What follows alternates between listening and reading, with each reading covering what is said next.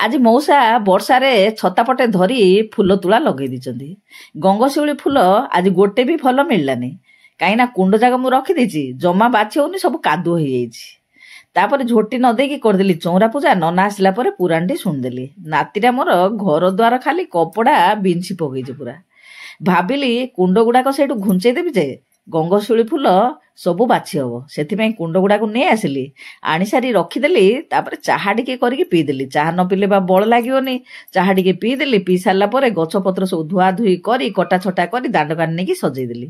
ଚୁଲି ପାଖରେ ପୁଛାପୁଛି କରି ବସେଇଦେଲି। ଭାତ, ଅଲଡି ଆଳୁ ଭଜା, ଦହି କଡ଼ି। ମଉସା ଦହି କଡ଼ି ଖାଇକି ପୁରା ତା ହାତରେ ଖୁସି। ଆଉ ମତେ ହେଲେ ଜର ପାଟିକି ବଢିଆ ଲାଗିଲା ଦହି କଡ଼ିଟି ଆଜି।